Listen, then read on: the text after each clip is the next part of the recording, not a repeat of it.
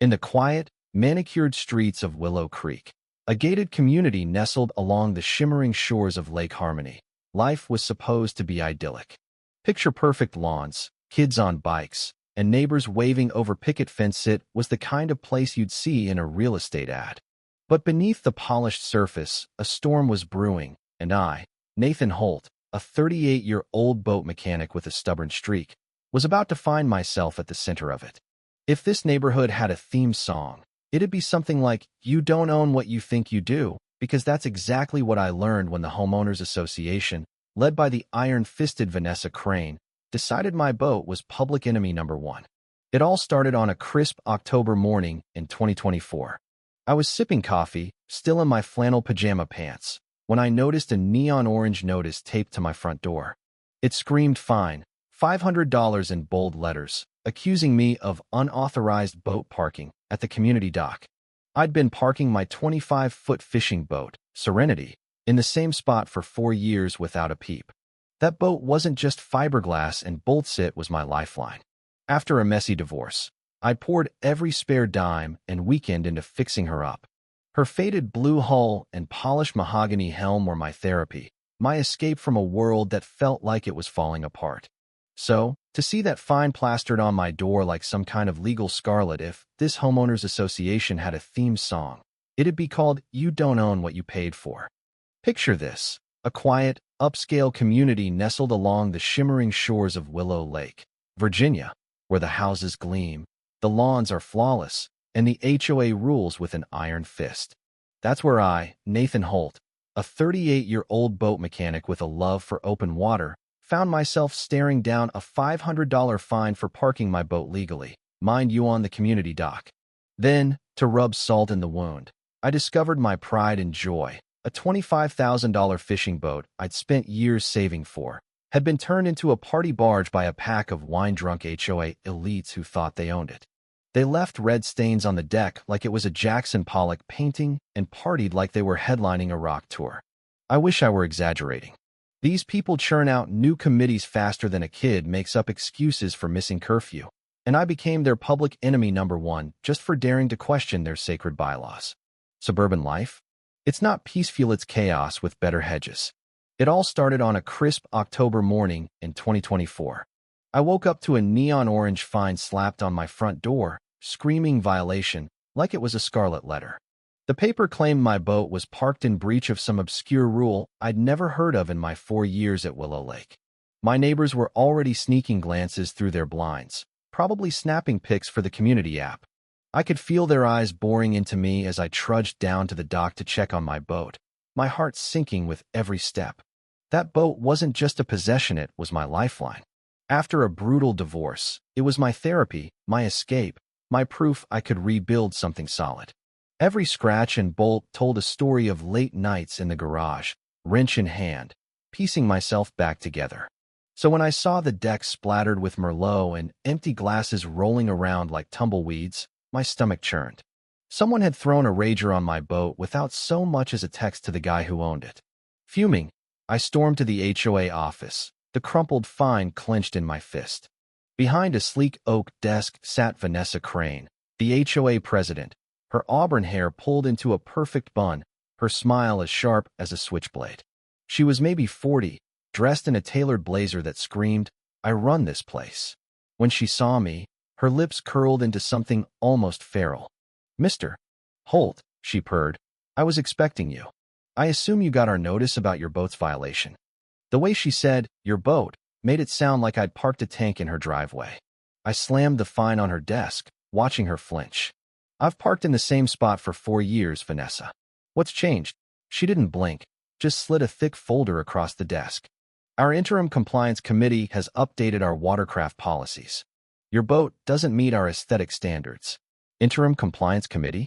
I'd read every HOA document when I bought my house, and that phrase was nowhere in them. What committee? Who's on it? When was this voted on? Her laugh was like ice cracking. "Nathan, don't worry about the details. Worry about paying this fine in 7 days, or we'll have your boat towed." That night, my neighbor, Greg Walsh, a grizzled electrician in his mid-40s, showed up with 2 beers and a warning. "Heard about your boat trouble," he said, slumping into my porch chair. Vanessa's had it out for you since you moved in. She pulled the same stunt with the Parkers' camper and the Lindsay's flower beds made up committees, fines, the works. He leaned in, voice low. Rumor is, her ex-fiancé was a sailor who ditched her for a life at sea. Now she's got a vendetta against anyone with a boat, especially guys like you who don't kiss her ring. Greg's words hit hard. This wasn't about rules, it was personal. The next morning, Vanessa showed up at my doorstep unannounced, her designer sunglasses perched like a crown. Lovely boat you've got, Nathan, she said, her tone laced with venom. It's a shame when folks don't fit into the community they chose. I stepped closer, my voice steady. Is that a threat? She tilted her head, smirking. Just an observation. Some people learn the hard way. As she sauntered back to her gleaming black SUV, I knew this was war. I spent the day digging through HOA records, and guess what? No mention of any interim compliance committee. Vanessa was inventing rules like a dictator writing her own laws. 3 days later, I headed to the dock for a quiet evening of cleaning my boat, hoping to wash away the wine stains and my growing dread. Instead, I found a scene straight out of a frat house nightmare. EDM blared from portable speakers, fairy lights were strung haphazardly across the deck, and 24 strangers stumbled around with cocktails in hand. The dock was slick with spilled booze, and 3 people were splashing in the lake like it was spring break. Vanessa stood in the center, wine glass raised, toasting her own brilliance. When she saw me, she shouted over the music, "Nathan, so glad you're here. We're just enjoying some community property." My blood boiled. Community property? This is my boat. Get off now. But the music drowned me out. A drunk guy in flip-flops bumped into me, spilling beer on my shirt. "Chill, man," the HOA lady said. "It's cool." I grabbed his arm, maybe too hard. "This is my boat." She had no right. That's when I saw the damage. Loose ropes, soaked seats, and worst of all, Simeon's initials carved into my teak helm. My heart cracked as I surveyed the wreckage of something I'd poured my soul into. I pulled out my phone and started filming, narrating the chaos. "This is my boat, registration visible. These people are trespassing, and the HOA president gave them permission." Vanessa noticed and tried to spin it, but I'd already caught her admitting her role.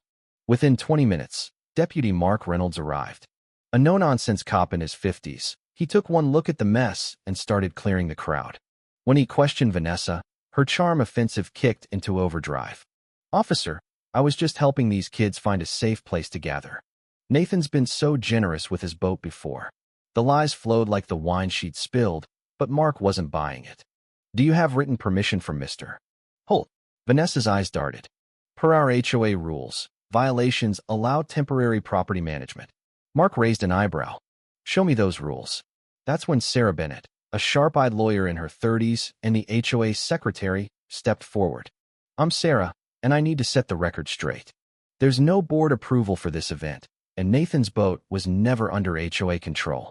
I have emails proving he objected to any use, but those were blocked from the board." Vanessa's face turned crimson. "Sarah, you're confused about the process." But Sarah shot back. "I've been secretary for 3 years. There's no compliance committee. You made it up." The crowd shifted uncomfortably as the truth sank in. Mark ordered everyone off my boat and told Vanessa to produce her rules by morning or face trespassing charges. That night, Greg and I sat on my porch, beers in hand, staring at the lake. "She's not going to let this slide," he warned. "You embarrassed her in front of everyone."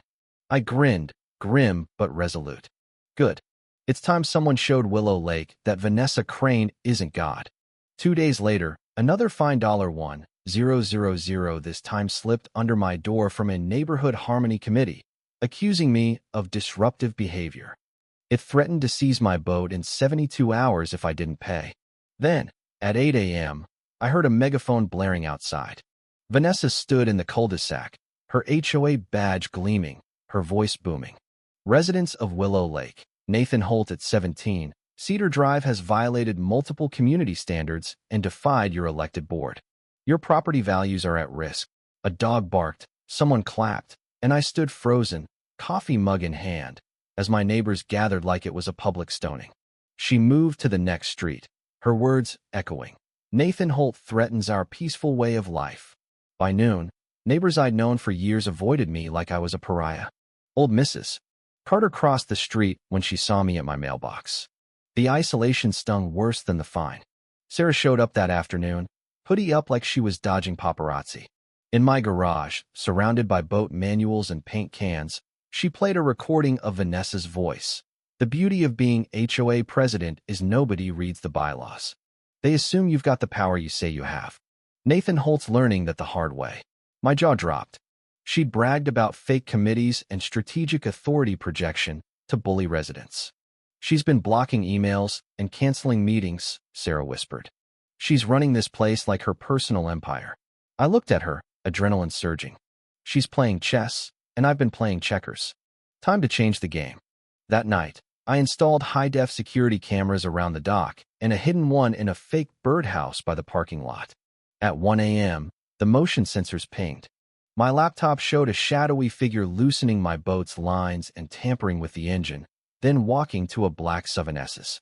The next morning, she sent a community email announcing a $75 per household security fee due to recent vandalism by certain residents, singling out my boat as a safety hazard.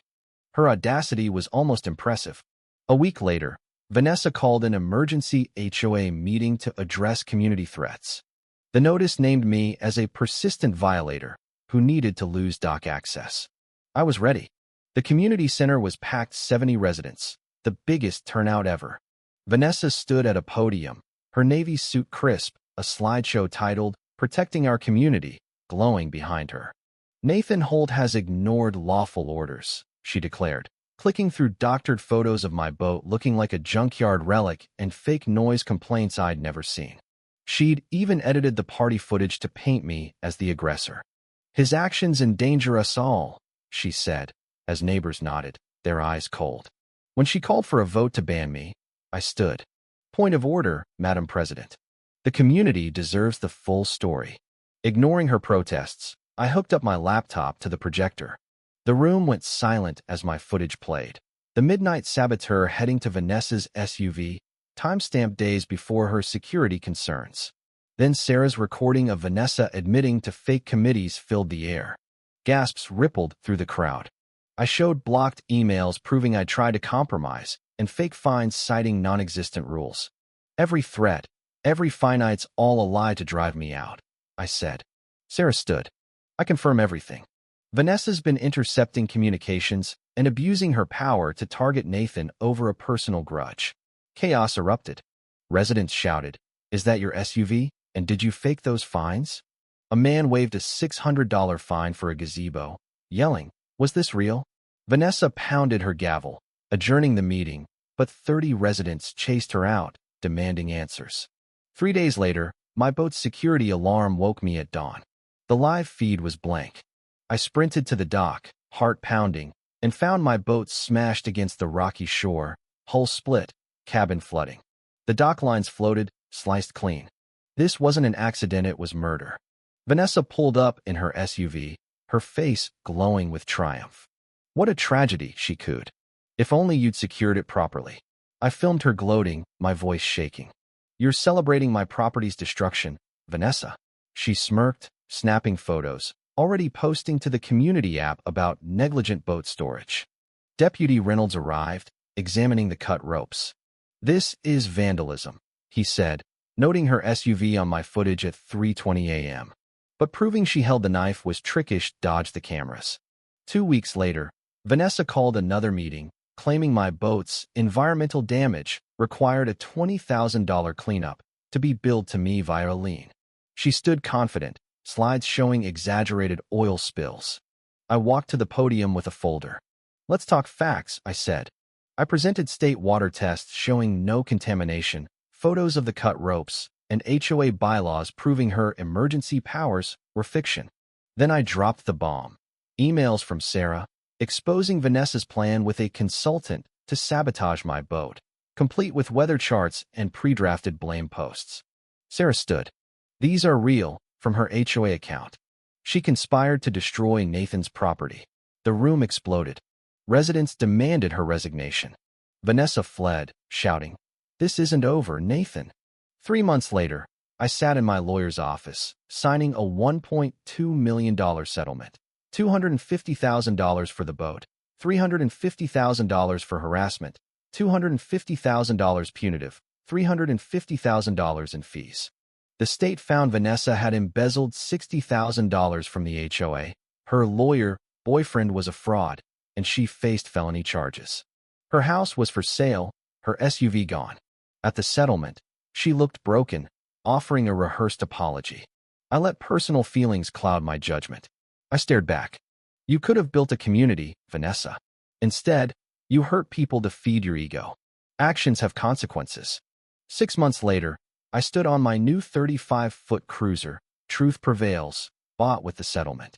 Sarah, now HOA president, passed a resident bill of rights, dissolving Vanessa's fake rules. Greg toasted on my porch as we watched the lake glow. She's gone for good, he said. Neighbors cheered when her moving truck left. A kid biked by, eyeing my boat. That's awesome, mister. I grinned. Want to fish sometime? This was community real, not Vanessa's tyranny. The state passed the Willow Lake Act, mandating HOA oversight, inspired by our fight. I framed it beside a photo of my wrecked boat. A reminder, justice takes time, but it's worth it. Out on the lake, I smile at the irony. Vanessa hated my boat so much she committed crimes to destroy it. Now I've got a better one, $1 million, and a community free of her grip. Sometimes, the best revenge is thriving and making sure the truth wins. What's the wildest thing an HOA has done to you? Should people have to read every bylaw before buying a home? Or is that just asking for trouble? Could you forgive someone like Vanessa? Or is prison too good for her? Drop your thoughts below, hit that like button, and subscribe for more stories that'll make your jaw drop.